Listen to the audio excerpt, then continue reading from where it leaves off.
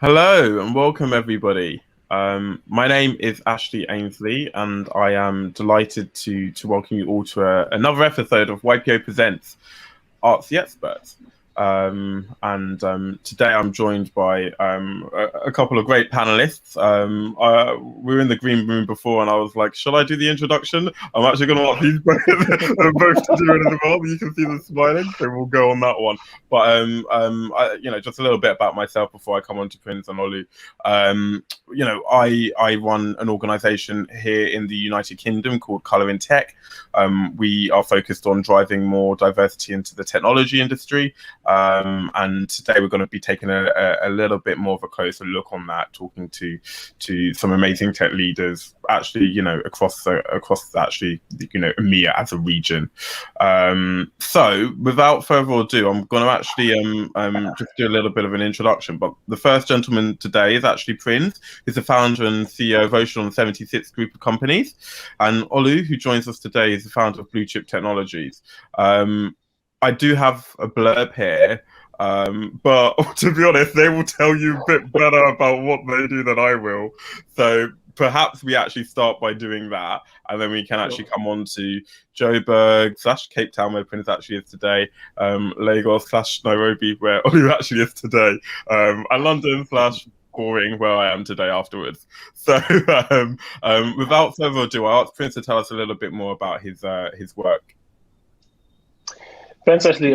Great to be here. Our company is called Ocean 76 Group. What we do is we focus on modern day problems, and we work together with mobile networks in creating value-added services to be launched, of course, and bundled within the digital mobile ecosystems. So within the company, we range from products such as your mobile payments, your logistics platforms, your AI, and your research.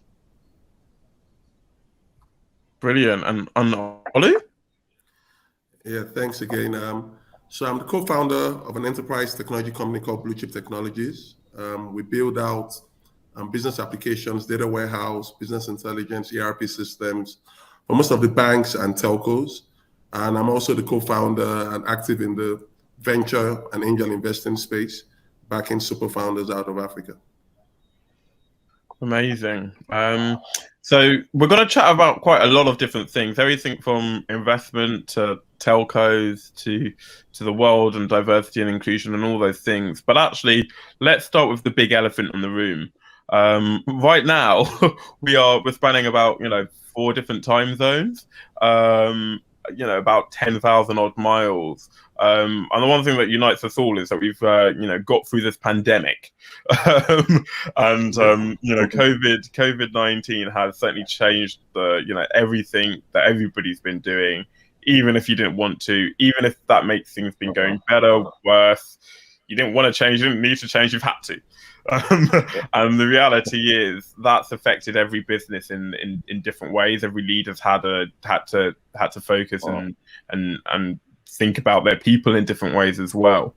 And actually that probably accelerated some things. I think if we look at the rise of virtual event platforms like the ones that we're on today, other organizations like Zoom, for example, where lots of us have, no doubt, it's become the go-to word for video conferencing, RIP Skype, and all these other things. So, one thing that I'd love to dive in on, and I might ask Olu to kick off on this, is in your work, what has COVID changed? Has it accelerated things? Has it changed things? And how has those changed? What's accelerated? What's slowed down? What's different now than 2019? Well, good question. I think what COVID has done, it's really shown us, especially us in tech, that the acceleration to remote work has happened quicker than many would have expected, and COVID has accelerated that. But it's also created some, I'll call, good problems. Right, it's created this global competitive workforce, right, wherein the global workforce is then available to every employer to hire from. So we are saying that a lot of young programmers out of Nigeria are now not going for traditional jobs or even jobs in their own regions, but now finding jobs in the US, in Canada, and in foreign income and working out of Nigeria. So you find out that it's created this global environment in terms of opportunities for people outside those economies to then get those jobs. But for me as an employer, it's then made me lose some talent, but then also create more opportunities to develop more people, right? To take those opportunities. So it's been an interesting one. And just on that talent thing, because traditionally people have seen like the continent of Africa as suffering from a brain drain. You get your great entrepreneurs, your great talented technicians or whatever it is, and they all end up going over to the west coast of the USA in chase of capital or jobs. Sure. I know you said obviously there's do you think we're going to see less of that because people can stay put now? Or do you think actually we're going to see more of that? Yeah, I think I would like to focus on the production, right? We need to get more people on that line and churn out more talent, right? Because we have the young demographic and we have the people that can take on these challenges. So you're going to find, yes, people would always leave, right? And people would always seek some of those opportunities. What we need to focus on is on that supply side. If we focus on that supply side, we'll be good. And in any case, what I said is a good problem is when the guys either get remote jobs or travel outside, they end up coming back at some point and bring that talent and those learnings back into the ecosystem. So it's a net positive at the end of the day, as long as we can solve the supply problem. Got it. And Prince, just before I come on to talking about a bit more of that supply, how has COVID affected your work? So, I mean, we share the same sentiments with Olu. One, of course, in terms of the demand, you now have to quickly acquire more skills quite quickly. And as well, the rate of some of the people that will have acquired them at a certain part, it becomes more expensive because of the demand is too high. You know, you end up having to go outside as well to acquire the next level of what you can get to other countries like your Middle East and your India. You know, but the beauty is the fact that we've seen a good spike in terms of employment from our own environment. You know, we've seen opportunities that had to be created in terms of bringing in people to learn how to code or how to play within the environment. And interesting, one thing that I'm immediately picking up is that everybody's focused on people and talent. And, you know, typically when you think about businesses, people think about, you know, revenue, profit, cost of goods sold, tax. But actually, the first thing that people have picked up on is the talent issue, isn't it? That's the thing that people have been thinking about, you know, keenly. One thing that I will do, if I go back to that hard commercial part of it, is especially when I ask Prince, obviously mobile technology. You know, if everybody certainly, you know, in parts of the West, stuck at home. So the idea of, you know, we have to use our mobile devices to do more things, whether it's like, you know, more banking, more telephony, more kind of virtual meetings. Have you seen a spike in terms of demand for your services on like a commercial level, just because, you know, you're based in the mobile world and now more and more people are doing things less in person? Yes, we have. Fortunately, we have in all the regions that you're operating in. I mean, we've seen a great growth in the likes of your contactless payments. We've seen a great growth in some of the services that we're running with mobile networks on the mobile money side. We've seen the rise of bot services. You know, so it's been great from that point. In terms of the revenues as well, it's been great. But however, remember, because of this is not your organic growth per se, it's mainly because of an event from the COVID side. You always have to be mindful in terms of the cost. You know, your competition is no longer, your business case are no longer more driven by the organic way you will have planned. You know, now you're becoming more of a substitution, and you have to be mindful in terms of what people can afford. Sure. Yeah, got it. And Olu, can the infrastructure keep up? I mean, obviously we've seen, you know, this increase in demand that Prince has just mentioned, but, you know, you obviously work a lot with, you know, folks focused on the data. Can the infrastructure keep up to support this kind of event? Has it kept up? Yeah, I think what the pandemic really showed, it tested the resilience of many organizations, and those that were prepared reaped the benefits of that. You had seen that some of the telcos, even for example in Nigeria, had made some heavy investments even on their data network, and they and they saw some increase in data revenue. Our initial dip, actually, with voice revenue, and then some peak in the data revenue at some point. So I think people who had invested in that infrastructure have reaped those benefits, and those who haven't have learned the lessons that you need to make those investments even without the pandemic inside. 100%. Yeah. So if I kind of take it as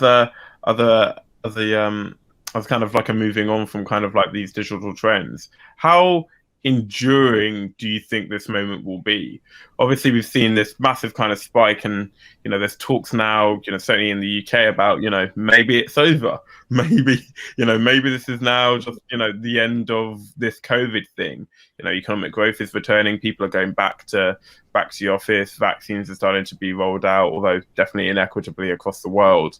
What do you think will stay the same, and what do you think will revert back? I might throw that one over to Prince first. Look, I think irrespective of where the world goes, a great customer service, right? A great customer service, a great ease of use, conveniency, cost effectiveness, that will never go away. Irrespective of whether people go back from work or not, conveniency, great experience. It's one of the things that will never, I think, take away. They'll still remain within where they are. And Ollie? Yeah, I think I definitely agree with Prince, but I also feel that what we are going to start seeing more of is many companies also probably not even going back to full-time or to in-person organizations, right? That hybrid of remote and in-person, 3-day work weeks and 2-day work weeks would have been there. You've seen some research saying that we'll probably get there further down the line, but I think the pandemic has accelerated that, and it's then also created some opportunities, right? I've started seeing even some entrepreneurs tackling problems in creating environments for both in-person and remote teams to collaborate, but for work, trying to create that third space for work where it's also fun for people outside Zoom and Teams. So I think so many interesting companies are being built as a result of the pandemic and where it's pushing us to, and that can only be a good thing. Yeah. And one thing that I'll just come on as well, and I'll think about this is, some people present this as a mixture between productivity and profitability. I.e., my team is really productive when they're working remote, or my team is really productive when they're in the office. Or I make more money when everybody's together, working together in a team in the office, or I can reduce my costs because I don't have to pay for an office, and therefore my profitability improves.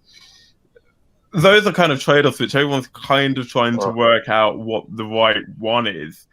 I suppose how are you navigating, like, trying to understand the benefits of that? Because some people say, great, if we work remotely, and we've seen it today from companies like Google, great, like, if you don't want to work in Silicon Valley, we're not going to pay you as much. And that looks good on the P&L, doesn't it? We get the same talent, but we don't have to pay them as much in terms of business economics. But on the trade-off, and as Ollie said, maybe we see more labor mobility and people leaving. Not every company is going to do the same. So as leaders, like, what are some of the indicators, or how are you thinking about, like, evaluating this for your own teams and your own people? Like, do you think you want to return to a position of one of those points on those spectrums? Maybe I'll throw this over to Olu. So interestingly for me, right, at Blue Chip, we actually invested in a property in March of 2020, just before the pandemic. Wow. A full headquartered office, right? Saying a building of our own, we're going to do it up. It's going to be the most interesting building to walk out from, and so on. And then the pandemic hit. So now we're actually just getting back to partial in-person meetings in the office. And then some people are still remote. But you still tend to find that there's still that missing part of collaboration when things are remote, right? there's that part of, there's still that same part of a senior technical engineer working behind a junior guy, seeing what he's doing wrong and giving him a tap on his back to say, hey, you're doing this wrong, and then you should jump on this. And we've missed a couple of that, and it actually has affected the development of some young talent, right? Because they've not had that in-person mentorship from senior engineers. So for me, at a blue chip, we are looking at that trade-off between, well, I've already sunk this cost in this infrastructure. I have to make it work and spread this asset. And then also looking at the productivity that we can get, and also enabling and building capacity for the talents who've been working remote all through their engagement. Yeah, and friends, do you echo that? I know there's a lot of conversations in the UK about how terrible it is for people in their first jobs to work remotely. They never see their colleagues, they never meet them, they never have that coffee or bump into the CEO in the lift or the elevator or anything. How have you thought about that in terms of some of the more junior talent in your teams?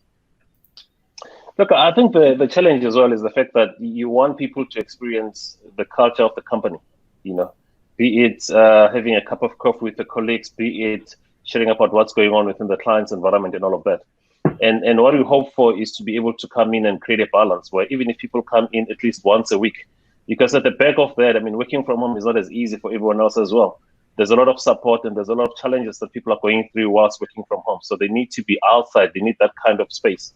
And you often have to create some check-in timing as well. We have twice a week at least, we have a cup of coffee virtually with some of the teams, just to keep up, just to keep the conversations going, because everyone is going through what we're all going through within the pandemic. We don't know what's going to happen. It's the unknown, so you want to make sure that people are well supported. But most of all as well, I think besides productivity, you've got certain areas where people will want to bounce off a number of things with their peers, before they can respond to a customer or before they can put together a proposition. So those are the little things that we're missing. Of course, we are saving a bit of money in terms of maybe your real estate and other costs that are associated with the offices. But from our side, if you can be able to create that balance, mainly because of our businesses, although they are geared up for working remotely, but they're not built from that foundation first. It's something that you had to adapt along the way. Yeah, no, got it. And actually, I think that's one of those things which actually leads me on to my next question, which I'll throw over to Olu just so he can prepare in time. But it's thinking about, that difference between, there'll be a number of viewers who are watching this across the North America, United States in particular. And, sometimes people have a view of startups as very American things. But actually, there's a difference over here in Europe between that and, even if you take, where I am in the UK to what that's like in France, to Germany, to Portugal, and then, Lagos to Joburg, to Cape Town, to Kinshasa. It's, there is a massive diversity of different things. I suppose, what, from your perspective, would you say are some of the key differences in terms of, establishing your organization, setting it up, growing it, building it in the geographies that you work in? And just for context, Olu's built his business in Nigeria. Yeah, I think, yes, you're right in saying the narrative being about Silicon Valley and all the buzz happening there. But there are other ecosystems, like you rightly mentioned, and there's a lot of action happening in those ecosystems by many players. The key thing is, in our ecosystem, because we're outside the valley and all that, there's just so many problems to be solved, right? You can look at finance, insurance, health tech, transportation, logistics. There are just so many problems that need to be tackled, right? So it's basically we are ground zero.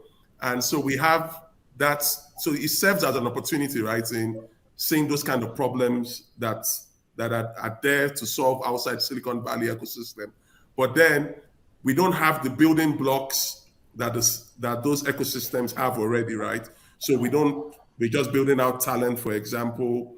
Their education is not there. So those become the hurdles to fix to be able to tackle these problems. So we're still on ground zero, but I think that obviously the opportunities that are there in solving these problems obviously outweigh those hurdles that I mentioned around education, ecosystem, funding, and so on. Got it. And Prince, what's your view on that? A lot of people historically have looked to South Africa as a geography which is ahead of a lot of places on the continent.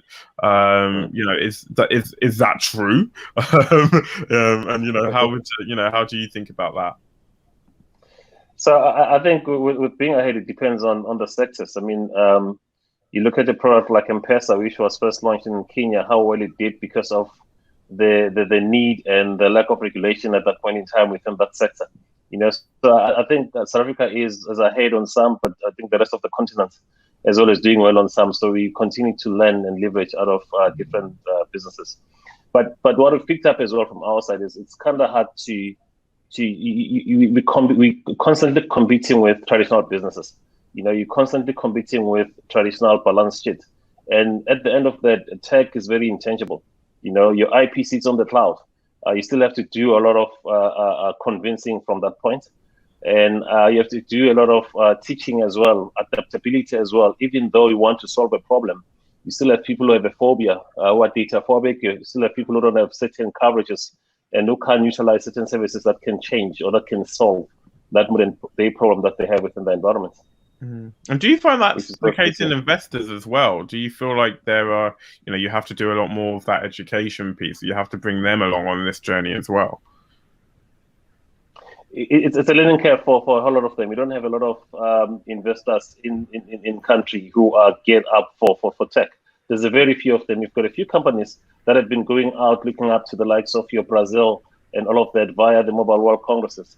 But a lot of your investors, they are more into still on the traditional type of business, and most of them as well, the reference into the tech would be more on the tech startups that failed, right?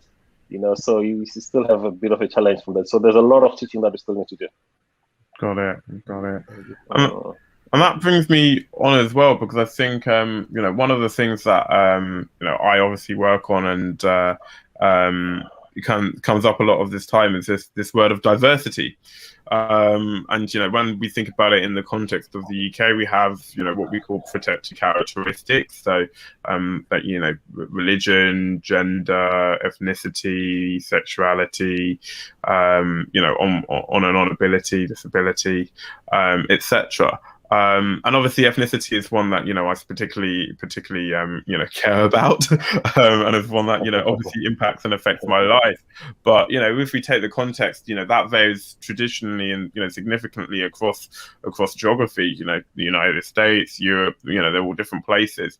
Certainly, when I think about the African continent, people tend to think about diversity slightly differently. Obviously ethnicity is a different mixture, and actually that is a nuance which some people don't necessarily go as far to think of. You still get lazy analogies of like Africa as one homogenous country almost, or this kind of outpost slightly further away than Europe, when actually there have been people with unique and fabulous cultures and identities in that. So when you're thinking about diversity in the context of Africa or Nigeria or South Africa or Kenya or wherever you're operating in the countries that you serve, how do you both think about it? Maybe I'll start on Prince on this one. So that's quite an interesting one as well. I mean, from our side, we always think about it from different background and different markets. So different backgrounds, they require different. They have different certain sets of needs. Different products, different markets as well, catering for those different markets. The fortunate part as well, from where we are, where you're operating from, we're working with mobile networks who by then will have done their own research or definitions of diversity. So, I mean, when you build up a platform, you only have to worry about two things on the platform side. You worry about compatibility on different devices or different platforms. The rest of that is plugged in by different networks who are then plugging in different products, for their diversified customers. And Olu? Yeah, I think you did speak about diversity in tech, especially in Africa, where in many regions that we play in, right, there is some level of homogeneity in either race, obviously, and color, right? So for us, part of where it plays a huge role is in our hiring and development of people, right? And that then comes to, especially with us in tech, the gender diversity. That's the first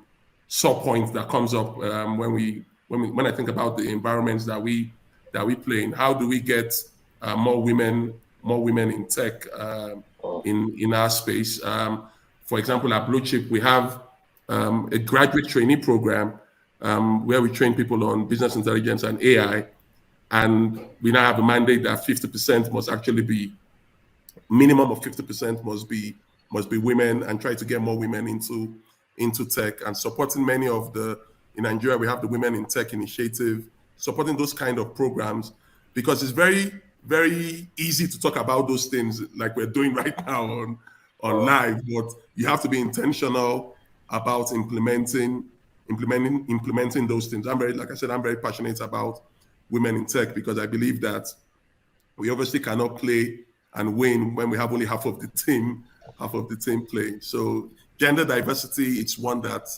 stands out in our market. Yeah. And if I take it at one end of the spectrum, so if that's at the beginning of the end of the spectrum about who is, coming in the door, who's working for the companies that you run, who is kind of creating it, does it play at all in the conversations of the outputs on it? So obviously you both work to, serve big enterprises, and, we've heard lots of stuff about like algorithmic bias or, racist robots and all of these kind of things. Obviously, when we have, say, data sets that are built on, very Western demographics or, very Western kind of data profiles, whether it be credit scoring or credit referencing based on kind of a model that was developed in, I don't know, New York or Atlanta or Dallas, that's going to be very different from probably what the data needs to look like if it's developed in Mombasa or let me think of another city, Accra. So as a result of that, like, I suppose, does it play on the other end of the spectrum? Do you have conversations about, well, actually, we need to be doing things differently because the end users we're serving are different? Olu? Yeah, definitely it does play a huge role. Like, for example, with Blue Chip, we represent many of the large technology providers who have several out-of-the-box models, like customer models for communication, customer models in the financial services. And then they say it's out of the box. You take it, you slam your data in, and then boom, you should see those reports. And clients buy into that narrative of out-of-the-box models and implemented that. But then, from my experience, we've seen that doesn't work. And then we've seen that we've had to tweak some of those models and localize those models to our own advantage and to our own markets. But then, even while you do that, especially as we start moving from traditional databases and relational databases in building out data warehouses, which is the core function of Blue Chip, to now big data, AI, and machine learning, you even find out that even within our own sort of homogeneous environment, we still have those unconscious bias existing, right, in the developer's mindset as it develops different models. So in Blue Chip, we have something called the maker and checker, where someone else takes a different eye and a different lens to look at different models and different data sets that have been built, and seeing how those outputs differ. It's a very, very interesting thing to see when it happens. No, I can imagine. And Prince, what about your view on that? I mean, I think going back to that, we have over 70% of our workforce being women, right? And if you look at a number of different plug and plays as well, you have to think about languages first in terms of which language appeals to which environment. You have to think again, I have to go back into the accessibility in terms of assuming that not everyone will afford to have a smartphone, and assuming that not everyone wants to access certain services using a smartphone. So whatever it is that you create, as much as you get feedback in terms of the great experience from the smartphone side, but you have to think about, you have to go basic, you have to go back into SMS, you have to go back into SSD. So you've got different people accessing different services from different platforms depending on the compatibility. And as well, the interesting part, I think it's across the whole of Africa. You've got a great growth on all different types of platforms, from your smartphones and from your traditional 2G phones. So some of the services that will bring in from your packaged overseas from your plug and play, they become quite impossible to disseminate them within the environment. We have to localize them. We have to bring in a channel that different diverse groups can relate to. Yeah, no, it makes a lot of sense. And that kind of brings me on to a question that Carrie wrote on Twitter. So Carrie B, and she asked, what's the perspective of entrepreneurs in Lagos and at South Africa, and what are they interested in building? Our startups are the people who come in to work for your organization looking to I suppose build solutions to some of these challenges and problems that you said? Like, what is the perspective? Is it let's solve a challenge for people who want to speak a different language and build a product for that? What are some of the things that I suppose people are looking to solve in your geographies? I might start with Prince on that one as well. Okay. so it differs. I mean, you've got different sectors, of course. Your public sector, your private sectors. Most of your public sector environments, it's how do they disseminate, how do they distribute funds, as an example. How do they distribute grants? Without people going to the bank. How do they solve a problem of someone who is looking to buy something or send some money somewhere or receive a grant without a bank account? How do you go about in terms of the distribution? This is where you start creating services that allow different funders to be able to use your local networks, like we call them spaza shops in South Africa, but your little Joe mom and pop shops around the area. How do you then build up a network that makes up what can be done from that environment? How do you go out and create a delivery service that can make use of a truck that delivers bread every day into a particular region? How do you then bundle other products that go along with all of that? So there's a lot of extensive research that goes in terms of that, to say, if there's a truck that can deliver bread into a particular village every day, or that can deliver a soft drink into a particular region every day, it means that map of the distribution map out has been worked out already. So what else can you include on that? What kind of tech can you lay on top of that as well? No, and Olu? In terms of what people are going to carry this question and what people are interested in building, right? I think the first thing starts from the entrepreneur, right? Thinking about what problem am I well equipped to solve, okay? And even though I'm well equipped to solve a problem, is it viable business-wise, right? I think entrepreneurs need to ask those questions before going into what to build, right? So is this problem viable business-wise? Because just because there is a gap in the market doesn't mean there's a market in that gap, right? So entrepreneurs need to ask themselves those questions. And you find out that once entrepreneurs ask themselves those questions, especially in our market, they find out that you would see entrepreneurs tackling things in the financial services space, because there's a lot of inefficiencies that they might have seen with how banks operate, and trying to unbundle things that banks do and focus on one item and do it better. So in Nigeria, for example, you see savings and wealth management apps taking the core function of a bank, which is saving, and trying to make it fun and do it better. Or you see some companies take lending, which is the core function of a bank, and take it as a problem in itself and try to do it better, use data to score people and give them credits. So you find out that entrepreneurs haven't asked themselves those questions.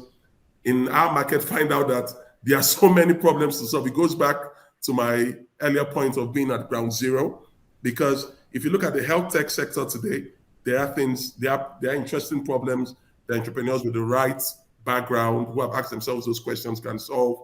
In the logistics space, in the financial services space, is really ground zero. And once entrepreneurs can ask themselves those questions, they'll find the right industries to tackle. Got it. And actually, that brings me on because I mean, one of the phenomena that we see in kind of the investment and the entrepreneurial scene is well, I suppose now more than ever, there's more capital sloshing around.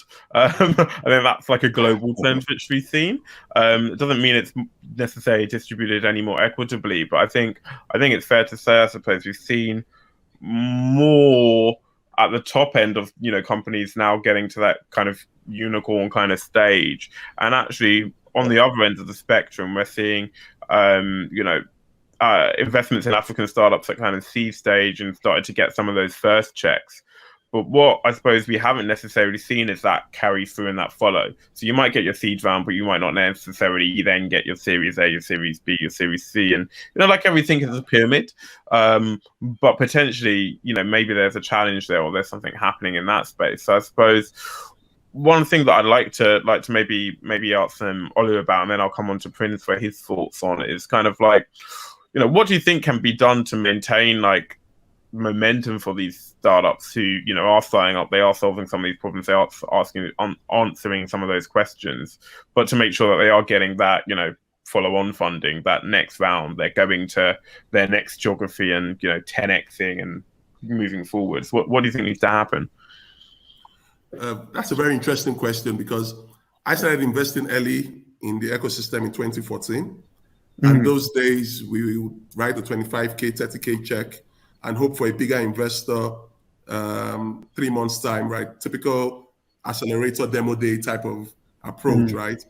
Only to find out that in 2014, after 3 months, there was no bigger investor to even put in funds into those companies. So we had to put a second seed in those companies. That has changed a lot. We've seen a flurry of early stage VC firms. In fact, I just announced Voltron Capital 2 weeks ago, back in $25K to $100K in startups out of Africa. So we are seeing a lot of people taking some early stage bets. And like you rightly mentioned, we need to follow on through down the line. But then also, there's a lot of action also happening there. I saw a Patek report talking about $1.4 billion into African startups in 2020. But then it can only get better from here, right? And it will only get better when we see some of these exits happen. So people tend to forget that we are just in the early days of building this ecosystem, right?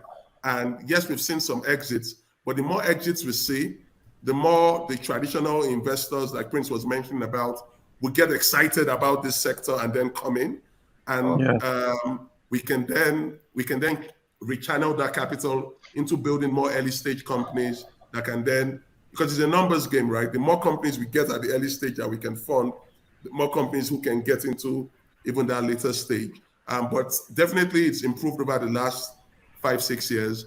And I think that aggressive growth and funding more early stage companies, and because that's where the funnel starts from, right? The more you can get at the top in that early stage is how it will funnel down to the number of companies that make it down the line. So I think once we start seeing more of those exits, and they're already happening, it will catalyze the ecosystem further for even more investment. So we need those exits. And just on those exits, I mean, do you think they should be those unicorn $1 billion plus go to IPO kind of exits, or do you think actually maybe an M&A or being bought out kind of somewhere on that journey? Do you think the type of exit matters? Yeah, I think it was my friend Tommy Davis that said we need gazelles. Let's forget unicorns for now, right? we need several $50 million companies, several $100 million companies. Like, for example, we exited Paystack at $200 million, right? And that catalyzed the ecosystem a whole lot. We also seen a lot of secondaries happening, and that's catalyzing the ecosystem a whole lot. So I don't think we need to wait for that big unicorn moment. I mean, it would happen eventually, but then we still need to catalyze the ecosystem by celebrating our early victories. Got it. And Prince, what are your thoughts on that? Look, I think I'll agree with Oli, but what we've seen being a challenge in this industry, if you think about a tech startup, it's always your 25, 26, or your 30-year-old. It's not your 40 or 45, right? Great ideas, great business models. yes, they've got experience, but not extensive experience because they haven't been anywhere. You'll find that maybe from day one they've been running their own businesses. So it's great, but there's a bit of lack for sustainability from that point. So I always say things that we need to definitely be careful of or be mindful of. One, celebrating small wins. Of course, we don't have to wait for the unicorns. I agree with Olio. We need to make sure that there's enough mentors within the environments to help the sustainability. It's all good to look up to the likes of Google and the Google story, but Google started somewhere and there was a bit of a deep that went down and up, then there was that sustainability. You once you get the funding, you have to have good people that will help you to carry through in terms of the vision. You have to have your solid business plan still. You have to be able to manage your finance and risks. Running a business is hard as it is. But being a startup can only be worse because of from where you're coming from. You young, it's a tech is new, So we've seen a lot of those challenges. But despite that, we've seen a lot of other, good tech companies going through that, going over the line, Got it. And just a shout out to our audience. We've got I've got two final questions that are up my sleeve. But if you do have any questions or anything that you want to do or ask both Prince or Olu, please do drop them in the channels, and we'll try and get around to them before we conclude today's talk. But I'll come on to my penultimate one in the meantime while those are coming in. And if I was to think, let's take the time horizon of the next the next 5 years, let's say. And if there's one thing, and I won't push you into like a one-word answer or one sentence, but it can only be one thing. And if you could drop that into our inverted commas, because this African ecosystem, we say African ecosystem like it's one thing. There are ecosystems, there are different places, there are different things. So I'll use it as an inverted commas. But if you could, stimulate that ecosystem with one thing, what would it be? Would it be, for example, mentors like Prince just mentioned? Would it be just capital? Would it just be like the more money, the better? Would it be, more problems? Like, we need more problems to solve. Would it be more big tech companies? So, maybe there's more acquisitions in the market. Would it be more talent? Is talent holding them back? What would be the one thing that you would like to inject into this ecosystem? And I'll start with Prince on this one. I think on my side it will be one word or just two words: plug and play. Just explain. What do you mean?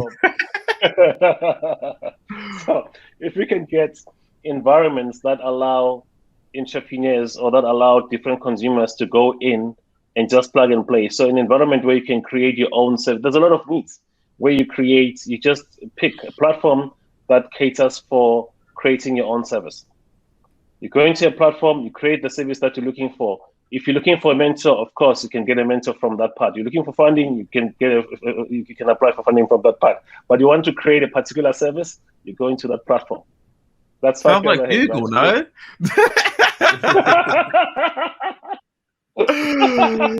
Yeah, it's like this one box, you type in what you want and the answer comes back. Like in this case, you create it. So you can create your own service and you can go in and utilize that service. So take it to the next step.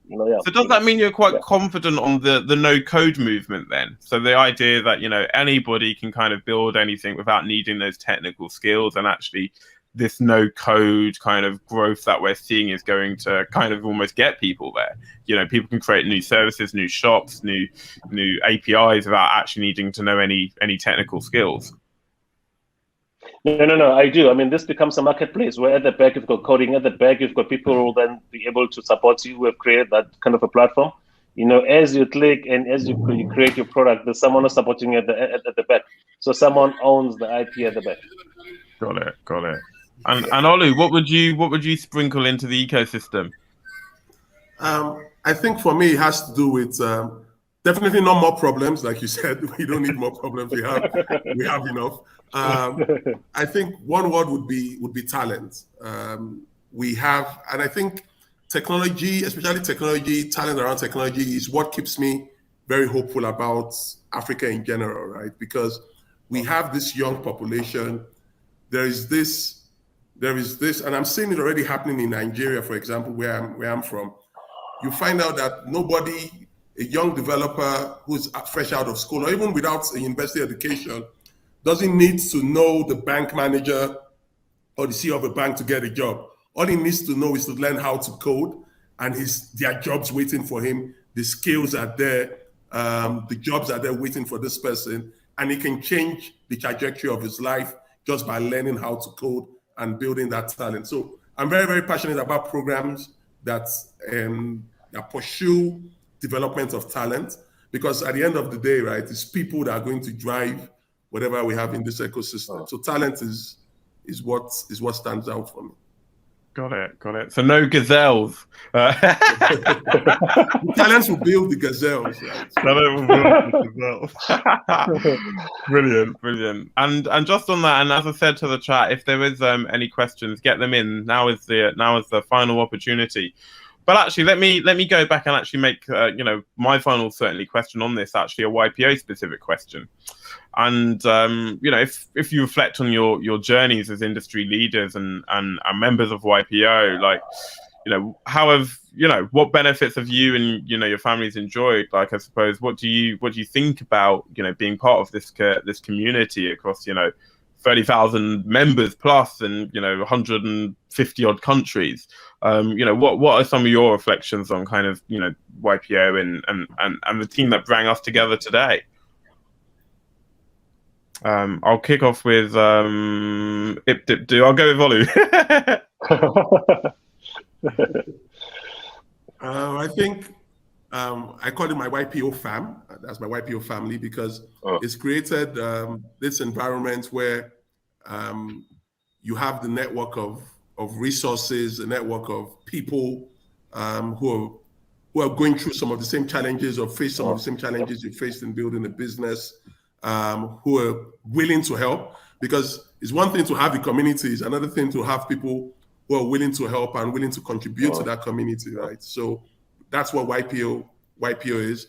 YPO also has YPO Forum, which is also a small community that really I tend to wonder how I survived without YPO Forum. So I think the community that it brings, the learnings that come from YPO, surely are some of the key benefits that I've enjoyed. Amazing. And Prince? The same as well. So I mean, firstly, before I became a member, I used to aspire to become a member. So I had to work harder to become a member. But becoming a member as well, to work hard to become a member. So and the support as well from the fellow members has been great. I always describe the forum as my own board meeting. Where else in the world do you have your own board meeting where you meet with people who are dedicated, who are supporting you throughout your whole journey as well, and as well we're on the same route that you're in. The power of networking. I always say your customer could be next door. The power of picking up mentors and being a mentor to other mentees as well. That it brings in all of that. So the YPO has been great from those ends. Amazing. And yeah, for myself, I've just I'm just learning more and more about the organization over the last couple of months, and it's certainly been a really cool one to get to know a bit more. So then my final question, and I'll come on to a few of these bits. And for those who want to find out a bit more about YPO, I'm sure the team will be able to ping you back a DM. I know there was a couple of questions on the chat about what YPO is doing in this space, but we have members, not necessarily the team. So so I'll let them come back to you on the channels individually. But from my perspective, I just wanted to kind of like ask one more question really, which is for this global audience and for myself, even sat in London, what's the best way that if someone's curious and I don't know, take me as an example. I don't know, do I want to help? Do I want to get involved? Do I need to get my hands dirty? What can I do to support what's happening in the ecosystems that we've been talking about? What's the best way that people can get involved? Is it to listen? Is it to offer time? Is it to invest their money? Is it to set up businesses there? Is it to partner? Is it to procure? Is it to sell? What should I be doing as a starting point if I'm interested in finding out or getting involved in innovation and startups, for example, in Lagos, or if I want to see about tapping into some of the opportunities that Prince mentioned around the growth of kind of mobile networks across the continent. What sort of things should I be thinking about doing? So maybe I'll throw this one to Ollie first, and then I'll come back to Prince on it. But what's the best way for someone who's curious to get involved? I think communities are very, very key to doing that. And it's in today, for example, we have a lot of, so it's your time and your money, right? That's the key way to get involved. And your skills, obviously your time and skills together, and then your money. Because today you find out that there are many product managers who've worked for high growth startups in the Valley, who've worked for high growth startups in Europe, and where we have some of those skills lacking, right? So that kind of hand-holding and mentorship that Prince mentioned, and those kind of things can be done in communities. There are several communities today, like Future Africa, like the Hoke Club, like Rally Capital, that provide professionals with the community where they can come in. Technical professionals can provide guidance, and then they can also invest as clubs into very early stage companies where some of this innovation is happening. So your time, your money, and your skill is what we need. Got it. Everything then. The thing, you assume I have skill. You assume I have skill. I have money. But when I have them, maybe. No, I'm Prince. Like, same. I think you can bring everything, but I mean, the best way, of course, communities all over, even in South Africa, we've got the likes of your Mobile Mondays, we've got the likes of your Garage 48. That's the first place to get involved in. And again, I think it depends more on your strength as well. Is your strength on finance? Is it on support? Is it on bringing new business? So you can figure out from that part. Then you can take it further into the sector, because I mean, this is applicable to all different sectors. Is it on financial services? Is it healthcare? Is it it's very easy to get carried away with tech because of it applies everywhere. But where's your strength? Where's your proposition? Yeah, I think that's a key thing. There's a lot of diaspora across the globe, as we know, who we've even spoken to, obviously, have an interest in investing or bringing back skills, talent, time, capital, whatever it is, to some markets closer to home. So I think that's a really big thing. Like, there's a lot of desire to help in the world, and as a not-for-profit, we get a lot of that. But it's like, well, what can you actually really do? And where are you actually best fitted to help? And sometimes it's like, for myself as a not-for-profit, it's not necessarily just asking people for money. It's like, you might know someone who has more money, so why don't you introduce me? That might be the best thing you can do for help. The best thing might be just to market, just to shout about us, tell more people who we are and what we do. Like, free marketing, marketing costs money, make it free for me. So it's all those things that we can focus on. But with that, I just want to say a massive thank you to Ollie and Prince. When we started in the green room, we were like, maybe we'll chat for like 30 minutes and see how it goes. And look, we've been here for nearly an hour. We're still going. And I think I think that's testament to the interest, the questions that we've got, the topic, and just all the work that the team have also put into to helping us think about ways to keep it interesting for all of you as well. So yeah, I'd just like to say a massive thank you to Prince and Ollie for joining us today. Thank you to everybody who's tuned in. Connect with us on LinkedIn. Do the whole time, money, free marketing, whatever it is, spread the word. Follow up with the YPO team. Send us lots of hugs and love and all of those things, and make sure that you're staying safe and well and happy in what you do. Do follow on Facebook, Instagram, LinkedIn, Twitter, YouTube, not TikTok yet. But if there's enough requests, I'm sure Carrie might have to think about it. So for now, those platforms will do. You won't find me dancing on there yet. So apart from that, thank you all for your time today. Do connect with us. That's the starting point of those community bits that Ollie said. And have a great morning, afternoon, evening, depending on where in the world you're watching today. Take care. Thanks.